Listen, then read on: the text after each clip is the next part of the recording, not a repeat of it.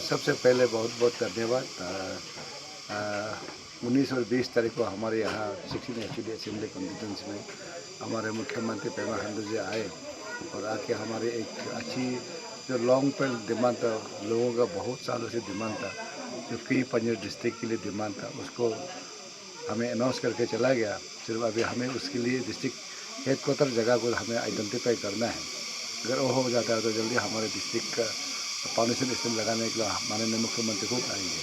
और उसी समय उसी दौरान 19 की सुबह को मुझे खबर मिला कि हमारे एक जाने माने हेड कामबोरा नीलम के नीलम ताजी जी के स्वर्गवास होगा बोल के खबर मिला। और खबर मिल के हमें बहुत अफसोस हुआ, दुखी हुआ। और वहाँ यहाँ हमारे माननीय मुख्यमंत्री हमारे कॉन्स्टिट्यूशन टूर पे आए और इसकी फ्यूनरल में हम नहीं आ पाए। आज कुछ समय निकाल के मैं आज आया हूँ उनके परिवार को मिलने के लिए, उनके बेटा को मिलने के लिए, हमारे नीलम के यहाँ जितने भी सीनियर सिटीजन हैं सबको मिलने के लिए आया। और मेरे लिए तो ये एक पर्सनल लॉस है, क्योंकि वो मेरे लिए एक पिता समान था। और वो जब भी मिलने से हमारे बारे में, मेरा पिताजी के बारे में मतलब कहानियाँ बता करता था। और मेरा पिताजी भी एक लेट तवाता जी PI था।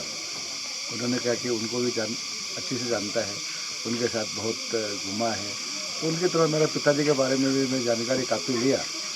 और सबसे मैं इसलिए दुखी हूँ कि वो मुझे इतना प्यार करता था कि मैं एक बेकारेबा लड़की से शादी किया, वो मुझे डायरेक्ट बोलते थे आप तो मेरा मांगवो है। और रिसेंटली हम जब देम बस्ती में आए, वहाँ उनको मिला और उनके साथ बातचीत करते मैं अपने गाड़ी में लेके उनको देम से लेके यहाँ डी तक लेके आया। और रास्ते में हम दोनों कुछ चर्चा किए।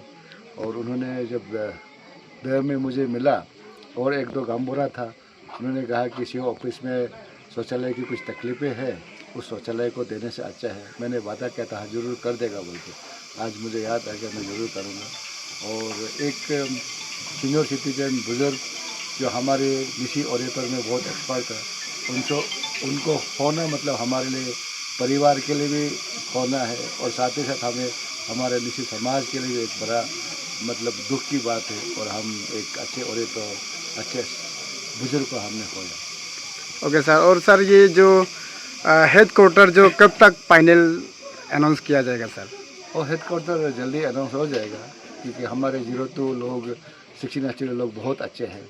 हमारे यहाँ आपस में अनबन नहीं होते हैं, म्यूचुअली सब कुछ आपस में बातचीत करके उन सब बैठक होगा, बातचीत करके उसके तुरंत सुलझा जाएगा।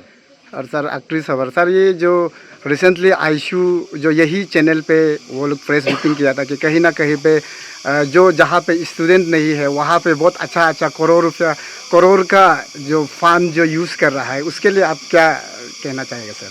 मैं इसके लिए मतलब टिप्पणी देना नहीं चाहता हूँ कि उनको सबसे पहले देखना था कि 10-15 साल पहले स्कूल की हालत क्या था, आज हमारे एक्चुअली जितना भी कॉन्स्टिट्यूंसी में स्कूल की हालत क्या है, आज उसको कम से कम हमें धन्यवाद देना चाहिए कि हम आया और कम से कम कुछ पूरे सारे हमारे शिक्षण एक्चुअली की जितने भी स्कूल है उसमें कोई ना कोई इंफ्रास्ट्रक्चर डेवलपमेंट हो रहे हैं, चाहे टीचर क्वार्टर का हो या क्लासरूम का हो या बाउंड्री का हो, हम कुछ ना कुछ कर रहे हैं।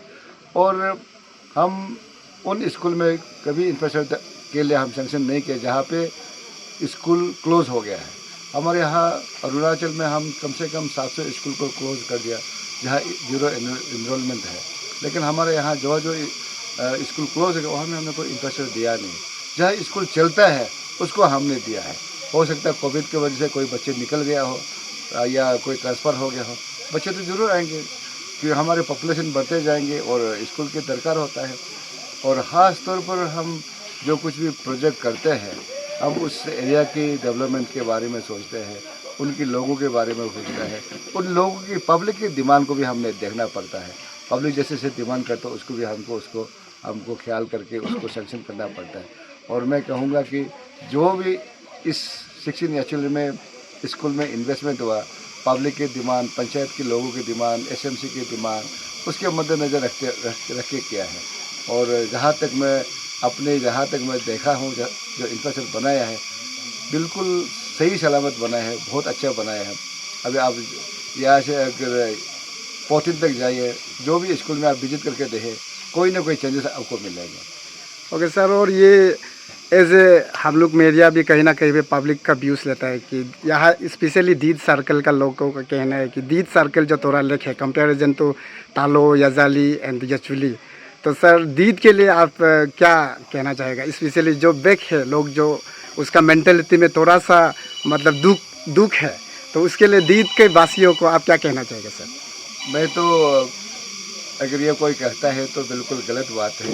मैं कहीं भी किसी को ये मेरा जगह है वो मेरा जगह है वो देखता पक्षपात नहीं करता हूँ। मेरे लिए जितना भी गांव है हमारे 16 एक्चुअली में 104 विलेजेस है, सब विलेजेस मेरा ही है। और हमारे 16 सर्कल हेडक्वार्टर, वो सर्कल हेडक्वार्टर भी मेरे लिए सब अपना है। इसलिए मैं जितना जो सैंक्शन करता हूँ प्रोजेक्ट लेके आता हूँ दीद में, उसी प्रकार याचुली में भी होगा, परमपुत्र में भी, जहाँ जहाँ जिसकी दरकार है उसको मैं करता हूँ। और मेरा आने के बाद दीद में तो हमने बहुत कुछ किया है। आप हमसे क्या पूछते हैं, आप पब्लिक को पूछ लीजिए।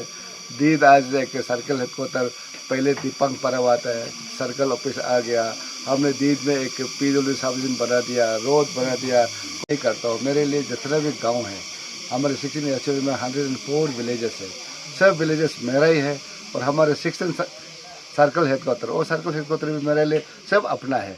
इसलिए मैं जितना जो सैंक्शन करता हूँ प्रोजेक्ट लेके आता हूँ दीद में, उसी प्रकार याचुली में भी होगा, परमपुत्र में भी, जहाँ जहाँ जिसकी दरकार है उसको मैं करता हूँ। और मेरा आने के बाद दीद में तो हमने बहुत कुछ किया है। आप हमसे क्या पूछते हैं, आप पब्लिक को पूछ लीजिए। दीद आज एक सर्कल हेडक्वार्टर, पहले दीपंग पर्व आता है, सर्कल ऑफिस आ गया, हमने दीद में एक PW सार्वजनिक बना दिया, रोड बना दिया, कोऑपरेटिव बना दिया, अप्रोच रोड बना दिया। अभी स्कूल आ रहा है, स्कूल भी एक मॉडल स्कूल बनने जा रहे हैं।